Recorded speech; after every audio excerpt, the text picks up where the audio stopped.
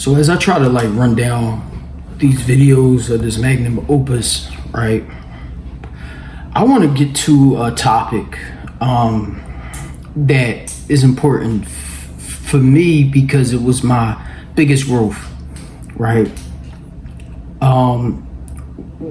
This one is about pain. And the reason why I'm using pain is because everybody looks at pain differently, but everybody kind of goes through the same stuff. It's just different levels. Like some people go through it, learn from it. Some people become monsters from it. Some people become angels from it. All right. Now, everybody's perception of these things is different, but they're not the judge of them. So you can't really base it on that. You got to base it on how you feel in yourself. But I'm also going to go into detail about the people who inflicted the pain for context, but I'm going to show not only for that, but also to show you what happens to people, right? Now, some people, I'm gonna give out real names and real pictures and all that. I'm gonna bring them Jones right up without no rap. You know what I'm saying? Like I said, it's to show context because I really could care less about these people because they wouldn't have, cared about me. This is literally just to show context. But it also is to show you what I've dealt with and to show you, if you do your own research, what happened to them. Now, some people I'm going to purposely leave out because some people are actually not here no more. They're actually not here no more. And just as respect for the people that are not here no more, I'm going to leave out pictures of them. But as far as the others that are still here, I'm going to show you it because I want you to be able to see what happened to them, and I want you to be able to see how this caused this to happen to them. So the first thing you want to do when you are on this road to bettering yourself and on this road to becoming a better person and evolving spiritually and all that, you got to start to see the roadblocks that are put in front of you, right? And I've seen more roadblocks in my life than a little bit, right? One of the things that always bothered me, even when I was a child going to middle school and stuff like that, is how many people will go out their way to Dickie. And like I said, in my city, this is a big deal because this is normal. In Philadelphia, the level of Dickie is immense. But they'll go out their way to do it. And because of the lifestyle that I had at a certain point, I had so many people that were jealous of me. Like, it was just so, the level of jealousy that I've experienced in my life is I bet you, like, the only other people that can get this level is famous people. I know this for a fact. It would be famous people. And I wouldn't, nobody wants that. Like, you know what I'm saying? But it's the people that are not jealous. Like, it's those type of people that get the most. And it's also the people that live the most, that have the most kindness nature, the most helpful nature, get the most. They're the ones that get hurt the most. They're the ones that's crucified the most. And if you don't believe me, all you got to do is look at it. That's why I said I'm going to bring context to it. I'm going to show you pictures and show you things that happen. I'm going to show you things that happen. That's why, I'm doing this. And the reason you got it, people, if you're watching this and you're one of those jealous people, if you are watching this, you're one of those people that just be Dickie, and hopefully this will change. This will change you. You mean, because this is what you would do it for. This is what I would do it for. I would do it for you to change. Because, jealousy is going to be a battle you're going to have. Envy is a battle you have in your life. You're envious of people. You're jealous of people. And this is just something that your challenge. Me, I've done too much. I'm too selfless. And sometimes being too selfless can be a detriment, and that's why I'm going to give you this context. I'm going to show you what happens when you become selfless to the point you overlook your own morality and integrity. because I said I lived a certain life at one point. And the life that I lived at one point was really just to help my folks out.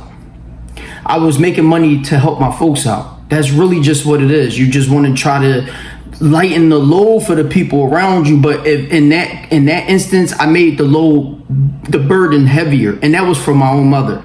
And that's why I tell people like that are in the streets, yo, you got to get out that joint, yo. If you are in the streets and you say you got friends around you, you need to get away from them as soon as possible. You need to like look at this joint and get away from them now. And I'm not saying that they're not true to you. They may be. But it's only a matter of time that they're going to change on you. This is a guarantee. I don't care who you are. And if somebody hasn't told you that yet, then you don't have nobody that's a solid person around you. Because somebody should have told you that already. And if you hard-headed and you haven't figured it out yet, then I hope that this story helps you. Because I went to the feds at 21 years old, 22, something like that. So at 22 years old, the federal government thought that I was such a threat that they put me in jail. This is a big deal. They thought I was such a threat, they put me in jail at that young age. They normally I'd never even been in the county before. I never even had a case went to the county or nothing. They thought that I was such a problem in the city at that point that they sent me there. They normally do that for career criminals, not for people who just turned 21, 22. So that's to tell you what type of person I was at the time. But also another reason why I went there was because of the people I had around me and what they were saying about me. See, because what's going to happen is you're going to have people around you that in your face, they're going to be all hee ha ha and all that, but they getting you booked behind your back, whether it's intentional or unintentional. That's another reason why I make these joints, because there's a lot of things people do that's unintentional. They really do mean well. I meant well. Everything I did, I meant well. Everything that I did in my life, I meant well. It wasn't like I was just like intentionally, maliciously doing stuff. I meant well, or I did stuff to protect myself because at that time, the threat was imminent, and I did it to protect myself. So this is how you move out here. When you see people that do things and they think that it's funny and all that, these people haven't taken losses yet. Like, see, these people will say, "Oh yeah, I took that loss and it hurt and all that." It didn't. It didn't hurt. They haven't been hurt yet. When they get hurt, then you're going to see their change. You're going to see the growth. I lie to you not. That one of the best experiences that I had was experiencing pain. I know that it's hard for people to understand that, but being betrayed was one of the best experiences that I had. One, it put me on point. It put me on super point. Like right now, a person can't tell me. I can detect a lie. Now, I'm not like psychic enough to know what a person's lying for. But as soon as a person tells me a lie, I'm on it. I already know you're lying. I literally can detect a lie. And it could be about nothing. It could be about nothing, but I know exactly that you're lying. This is some CIA shit. So like, you know, this is very informative for somebody that needs to hear this. Somebody needs to hear this. Somebody's want to watch this and needs to hear this. And betrayal is something that a normal person that in this lifestyle goes through. You know what I'm saying? And if a person just like, they'll say things like, you'll see people that are like clueless. They'll say like, well, I'm so gangster that they know not to test me and all that stuff. You know how many dead people have said that? I wish you could count how many people that are dead that have said shit like that. It's completely insane shit.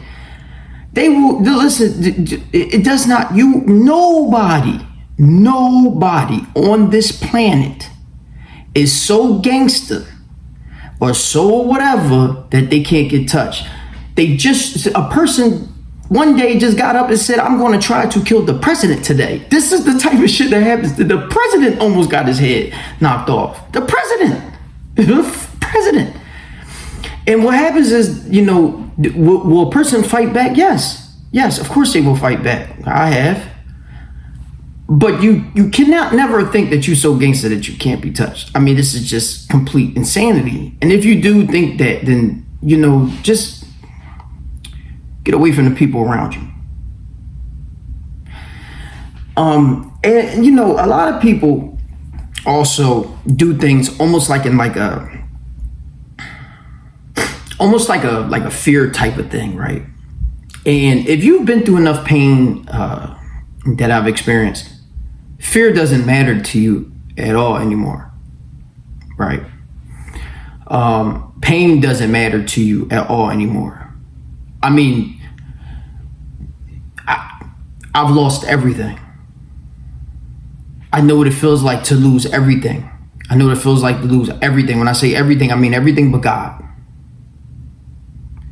I don't think a person understands how serious that is.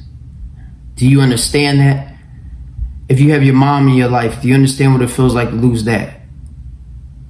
If you have your father in your life, you understand what it feels like to lose that. If you have siblings in your life, do you know how it feels to lose that? If you have materials in your life that you worked your whole life to get, do you know what it feels like to lose that? If you have a child, do you know what it feels like to lose that? I lost everything. Now, by me losing everything, I gained so much. And I want to explain that to a person too.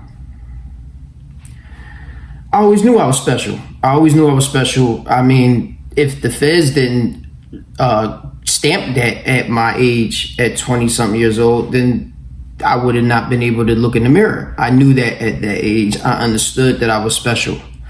When you're a special person, you have people around you that are there just to feed off your specialness. Some people are there genuinely. Some people genuinely want to be there for your rise. Some people are there to help you fall or to be there to see you fall. Nobody will be there when you do fall. There's only going to be a few people that are going to be there throughout all the darkness. I was one of them. I was one of those people that when a person was in trouble or whatever they called me, I was that person. And what happens is when you get older, that's how they get you. That's how you fall. You running out to help somebody, you run right into a trap. That's literally what happened to me. That's what happened to me on this case. And when you run into a trap for helping somebody, it really changes your life. And that's what I'm trying to help another person that is like me. Because one thing about the streets is that it's not for kind-hearted people. It's not. This will get you killed for sure. It's a guarantee. If you're a kind-hearted person and you are there to help multiple people, you're going to give your life. Forget the money and all that other stuff that you think you're giving and all that and the help and I'm going to make sure I take care of this. That you're going to give your life. Because there's people out here that are living in a darkness, in a dark place that is so dark, you don't even know what type of darkness people will microwave their own kid. This is the type of darkness you want to be around. People will microwave their own kid. They'll set their own father up. They'll set their own brother up and sister up and stuff like that. These people are dark. This is a different type of dark. You think you might be dark because you might have killed your enemy and all that, and this is what you do. You might have killed him up close. You might have, you might have been able to do that. That's nothing compared to killing your child. I'm saying this is a different type of darkness. Some people can't even think that, and some people will do it. So imagine that. So this is a different type of darkness. You are around a different type of darkness. You need to get out. You need to get out.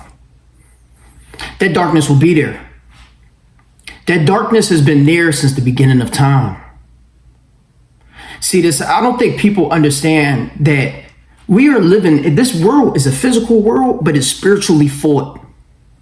It's fought on a whole different level. And that's why I wanted to show you the context of this and show you pictures and all that. Because what you're going to see is a pattern There's been people that have gone out their way to do stuff to me and spiritually have been struck down. Like I said, some have lost their life.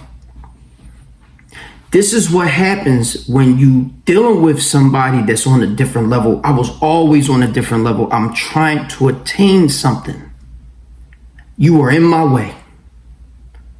And if you come in my way, you're going to see the consequences of what happens. This is what it is. The consequences of what happens is something. The consequences of what happens is something that's beyond my control. I can't control that. There's only but so much things that a person can control. I can't control that. I can only control what I can control with my hands. Other things are uncontrollable. And my goodness, do they work in my favor? They be working in my favor. Now, that doesn't mean that things don't happen to you. It happens to you. That's what it's supposed to happen to you. Whatever Allah is wants to happen to you, it's supposed to happen to you. That's how I got to where I'm at now. You see what I'm saying? That's how I got to where I'm at now. And I'm happier where I'm at now. And the type of man that I am right now, I wouldn't change it. I would go through the same thing again. I know that's very hard, for some people to go through, because a lot of people can't go through what I went through. But I would go through it again to get to where I'm at right now. Now, and that's with no regrets too. Now, the chosen one's power, right? That's what this journal is. The chosen one's power is going to be reflected not only in the strength within yourself, but the strength that is manifested outside yourself. People think that taking a life is strength. Like they're like, oh, I killed someone, I'm strong, right? And yet it takes, it takes some strength to do that, for sure. It's a guarantee. Everybody can't do that. Everybody can't risk their freedom and, stuff like that. But the strength is saving a life. And see, that's the things that I tried to do after I became strong, is that I tried to save lives.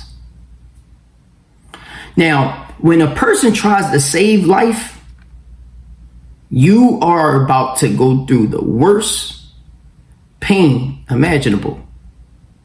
Because when you're trying to take life, you start becoming numb. You start becoming numb to certain things. You're like, I'm taking life, I'm numb now, right? But when you start to try to give life, you very rarely become numb to that. You only rarely see a few people that are numb to that, like medical field and stuff like that. You very rarely see that. Most of the people that are trying to give life are super empathetic and they feel every loss. If you're trying to save somebody and you can't save them, look at the people in the mental health or the addiction field. They be trying to get people off drugs and then they OD. They be feeling all the losses. And I've never worked in that field, but I can guarantee you somebody going to comment on the joint and be like, yo, you right. They feel every loss because they're super empathetic. And that's a person that's trying to save lives. And that's a chosen one. That's a person on a different level. Everybody has a different spiritual level, right? I can see it now. I literally can see people's energy. That's what the aura is. That's the level of spirit and vibration that you are on. And everybody has a different level. And I know that my friends, while growing up, I know that they noticed that I was on a different level. I know that they knew that. And I got a lot of, good, genuine love from it, but I also got a lot of hate from it. And the hate that I had from it, because of the lifestyle that I was living in, it took on a life of its own. To the point where people, I will never forget. I will always have, I had a dude that was family of a friend of mine that hated me because of a girl. And ever since then, and the crazy part is, I didn't even know that was his girl. And I'm gonna tell you what it did to me in my life. For the rest of my life, I never had sex with another one of my friend's girlfriends. Ever in my whole life. It scarred me that much. And it's crazy because I don't think he'll ever know that one situation scarred me for the rest of my life. And it wasn't like it wasn't like I would have, if I'd have known it was his girl, I would have never had sex with her. You know what I'm saying? And I was young as hell. I was 13, 14 at the time. So this is to tell you the mindset. Of course, I'm going to have sex with her. And the thing was, she was a virgin. And like, there's just so much go with that. I mean, I don't really want to go too much into that. But he hated me for it. And you're going to say probably maybe another reason why. But a lot of people are not going to admit to that. But I know it was because of that. And when I talk to women now, I ask them stuff because I was in a situation where I had just came home from jail and I was shopping for like clothes and stuff like that, like socks and stuff. I was in a halfway house. I was only one day out. My folks took me shopping, right? So I cracked on a girl in front of her. She thought that my sister was my girl. Like, this is how funny this is. Cause she was like, my sister was like, man, why would he try to talk to you in front of me then? Like, it just was burnt out. I mean, and she was real pretty. I mean, talking about bad African joint. And the next day I go over her crib, you know what I'm saying? And I sneak out the halfway house to go to work and all that. I do the job thing and all that. You know what I mean? And I'm at her crib 2 days out of jail. You know what I mean? I haven't even seen my family yet. I'm trying to get some pussy. You know what I mean? And the crazy part is, and this is after like 6 years in jail. So, but the crazy part is, I'm not supposed to be there, and she calls her boyfriend over there to get his stuff. But she know I'm cracking. She know I'm fucking her. Like, but she does it in a way like, well, we're gonna start fucking at this time, and I'm gonna try to set up so you can come in and you can hear me having sex with him or see me or whatever. And I'll never forget, like, see what I mean? Like, things that are scarring you. I told you about the situation with having sex with my homies, my whatever girl. And now I'm having sex with a girl that's in a relationship. And she purposely got the guy, because he said it because I told her to let him in the house, because he comes to the house, he's knocking on the window, I'm hitting, and I'm like, at this point I'm like, what the heck? I'm thinking it's the cop. I don't know what is going on. Like, and she's telling me to go out the window, and I'm like, I'm not going out no window. You kidding me? I'm like, yo, now that pissed me off. So I'm like, no, you let him in. Tell him to get his stuff and leave. He comes in the house, and he like looks around. It's completely insane, yo. He looks around and all that. And then he asks me that you're a new boyfriend now, huh? And I'm like, bro, I don't answer no questions. I don't even know you. I don't talk to people I don't know, man. Go grab your stuff and roll. And he looks at me. He looks at her again. He looks at me, and he tells her, like, on the way out, he's like, but you called me over here to get my stuff, and like, and at that moment, I'm like, whoa. She set him up. And I'm gonna tell you about women setting men up. This is complete. Yo, women that got that Eve energy, y'all have to stop. Y'all going to get somebody. You're either going to get yourself hurt, or you're going to get somebody in your family hurt over your stuff. Over your stuff. Over your stuff. You won't get somebody in your family hurt because you want to be playing a game that you can't win. That's a game you'll never be able to win. Yes, he hurt you. Cool. We all been hurt. I was locked up by a girl. Lying ass woman. I was locked up. A little woman lying. She literally tells the cops she never seen me with a gun before in her life. Then all of a sudden, this is literally, I'm going to show you these statements. Like the next statement, now all of a sudden I had a gun. So this is the lying information, that stuff that people do. But yet and still, she think that nothing is going to happen to her, or nothing comes out of this. Or the woman that tells the boy to come in while she knows she about to let me fuck. I would never do that. And I'm not saying it in the sense like I'm such a greater person than these type of people, but this is baby stuff. Who does this? We have a country now full of people who do stuff like this. Tell me who's going to win. Who's going to win with this one? This is baby stuff, y'all. This is elementary school stuff. The woman talks about the man being a poor, or he broke, or he ain't a real man, or he got a baby dick, or stuff like that. What is wrong with y'all? But then the man will be crucified if he say your pussy trash and stuff like that. I mean, I can't tell you how many women I've had sex with. I couldn't even nut one. Like, I couldn't even nut. I nutted. Let me get it. You mean, what it on? I mean, yo, what's up? Like, what's up? This is where we at with it. This is the world we wanna give to our kids. Where right now dating or marriage and stuff like that don't even exist. Dating don't even exist no more. Marriage don't exist no more. I mean, marriage, what's that? Anybody married? Anybody? Somebody married. Somebody come in this joint and say they married. Let me hear that. Anybody happily married? Because I know there's two different things. Ain't that some stuff? It's two different things. This is the world we live in.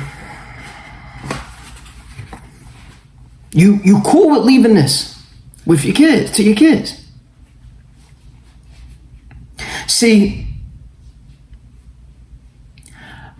when I was in the streets, right, I sacrificed for my kid. And I'm gonna say, when I say that, I want to tell you what happened. Like I said, I'm gonna go really into deep and go you step-by-step stories. When the feds came to lock me up, they came and locked me up, and here I am, gun all on me, all in the house, other guns, all types of stuff going on. Where do you think my kid was at? Where do you think my daughter's mother was at? In the house with me. They got guns put on them too. They could have got killed too. This is an experience that I never got over. From that day forth, I never felt comfortable living with my own child.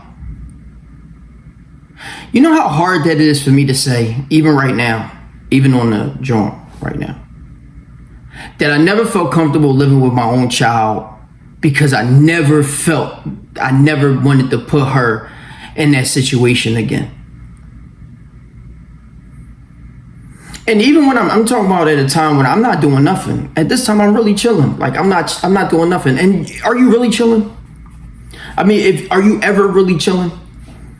Are you ever really, and I don't mean it like in the looking over, because I don't never look over my shoulder. This is just not something I do. Whatever the law has granted for me, this is just what it is.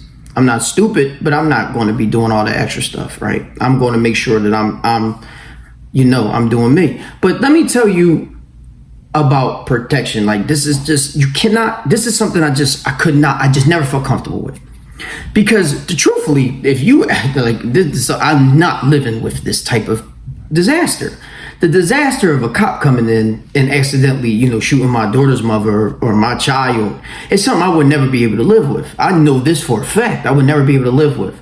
And there's two things that's going to happen. I'm either going to turn into one of those like complete lunatics, and I'm going to be one of the people that always has to be taken care of for the rest of his life, or I'm going to be super violent anyway, that I'm into being killed no matter what. So I never wanted that to happen. So I never felt comfortable with ever having my child living with me, which meant that I would sacrifice me being homeless, before my child be homeless. And when the feds came in and locked me up, they threatened to take my child away. On one of the visits, my baby mom told me that to my face. Now, when I do my stories, when I do this, when I go through each story and I ask you I'm going to ask you what you would have done. I'm going to go through each joint and I'm going to ask you, what would you have done in that circumstance if you was me? Because we live in a world right now where people, you really have people that get hurt, right? I had a girl, she gets hurt. She gets hurt by her ex. What is the first thing she wants to do? She wants to come and hurt me now. I did nothing to you. I don't even know you. I did nothing to you, but you want to come hurt me. I don't even know you. Now you're going to hurt me. This is the type of behavior we have. This is our community. This is our community, right? Ain't this our community? So now we have a bunch of hurt people that want to walk around hurting people because of like, you remind me of somebody that hurt me before. And if I would do that, right, they'd call me a sucker. They'd be like, yo, you a sucker. You ain't learned from that experience. You still hurt. You's a bitch. All this stupid stuff. They'll call me all these names, but a girl can do that. Girls can walk around hurting other men because of a pain that they went through. Cheating on other men, setting other men up and all that. She can get away with it. My ex can get away with lying to the police because she's a woman and I'm not. Oh, because she's a civilian and I'm not. Or I'm not perceived to be. See, this is what I mean about also the community that we in. Because my ex started working for the police to get her citizenship, to become a U.S. citizen. See, this is the type of nonsense that you'll never hear. And of course, they're never going to say this. They're never going to be like, yeah, that's just true. They're going to act like she never worked for them, and she was working for them. And I'm going to show you how truthful this is, and you're going to be like, yeah, she was already working for them. It's guaranteed. So when you see these type of experiences, that's why I come out with a book. I show real paperwork. I'm showing real photos of these people, of me with the people, stuff like that.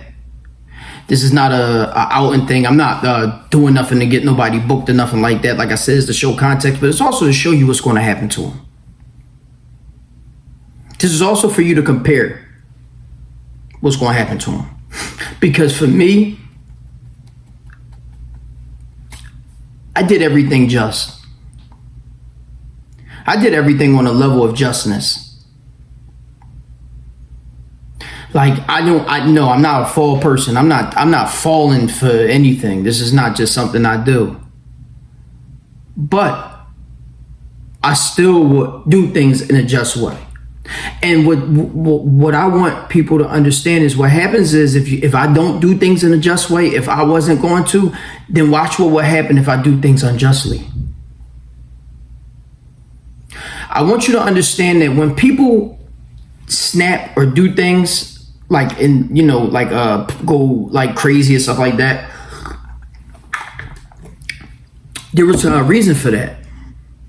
Like they'll look at like Gaza, right? They'll look at Gaza and they'll say October 7th, the terrorist attack. Ugh. Right. And you're like, yeah, they shouldn't have did that. And I agree, you should not do that. You shouldn't be running around killing innocent people. That's just insane stuff. But you know what you should know? Another thing you shouldn't be doing? You should not be having an open air prison, as in what we saw in Palestine. Especially if you're Jewish. If you were a Zionist Jewish person, I don't care if you're Zionist, Hasidic, or whatever Jew, Orthodox or Zionist or whatever, I don't care what kind of Jew you are. If you have ancestors that survived through the Holocaust, you should not act like this. In no way, shape, or form should you not be just. Because when you was getting holocausted, you came for help and people helped you and saved you. And now when you was running out of Europe, running into Palestine, the Muslims took you in.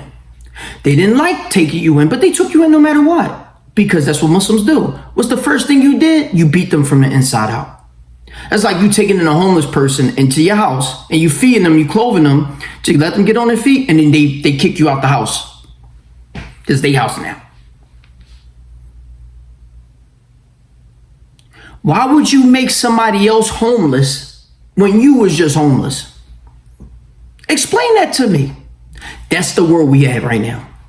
Boom. Kaboom. That's the world we have. When I had sex with the girl, that was my homie's girlfriend, I never had sex with another one of my homie's girlfriends while they was in a relationship or even after, and I've had advances on me. And I never did it, even when it was in a relationship. And I never did it. And I never even had sex with women that they had sex with before. One, because to me it's nasty, to me. Truthfully, another thing is I have sex. I know what I do when I have sex. So if they do anything on my level, then I definitely don't want to go behind them. You mean, that's how I feel. You mean, other people might not care. I do. You mean, I just don't, this is the type of, this is my preference. I know people think that it's fun to have sex with people, especially their enemies. They were like, I had sex with my enemy's girl. I know they think that I would never even want to have sex with my enemy's girl. Because when I look at my enemy, I'm looking at him as being so much of a different level. I'm looking at him like, I would never even want to have sex with somebody you had sex with. I'm on a different level, like, you mean? So, I don't know. Some people, they cool with that. I'm not. I'm not with that. Plus, there's too many women out here. And that's another thing, right? We got ugly men out here that are so jealous of men that actually have something going for themselves. They so jealous, they women now. This the world we live in. This your world. This your world. This your world now. All these people outside celebrating failure.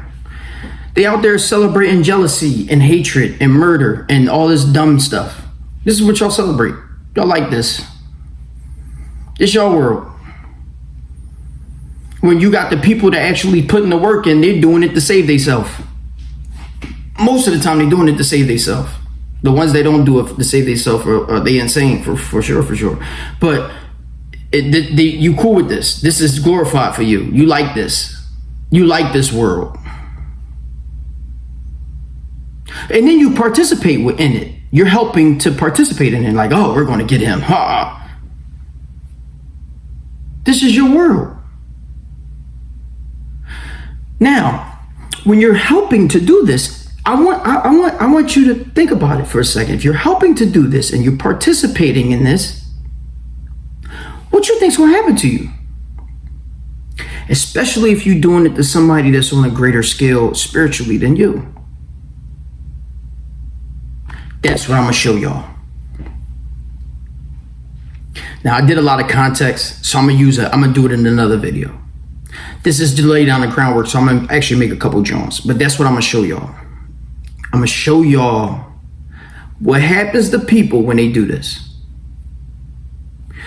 I'm going to bring up like videos and pictures and just show you like literally what happened to them. This is what happens. When you do this, this is what happens. This is what happens to them. Whoop, there you go. Because see what happens, people need to know this. People need to know this. If you're willing to suffer the consequences, cool. I think we all do. I'm willing to suffer consequences. I think we all do. But if you're ignorant or you're innocent, like in that you're walking around in a blissful world, then you might want to save yourself. And you might want to refine yourself because this world is cold, man. It's cold. And it's gotten corny. There's nothing thorough about this. There's nothing thorough about the stuff that you see outside. There's nothing thorough about this. Anybody that thinks that this stuff is thorough, use a sucker, use a nut. There's nothing thorough about this. And if you're teaching your kid, or if you're teaching your nephew or even your friend, younger friend, or whatever you want to call this, that it's okay to do this, then use a sucker or go do it. Or even worse, edge them on you, go do it. I seen a person trying to get a kid to go do a shooting. I cannot believe this. Look at this. And you won't do it yourself? Oh yeah, that is maybe what they there for, but you won't do it yourself. That's what happened with me. This is what happened in my life. This is the type of experiences that scar people for the rest of their life. But yet you wanna live like that. You wanna be the older person sending a younger person to do it, and they might survive. They might grow older like me. And then they're looking around trying to help another young kid not throw his life away.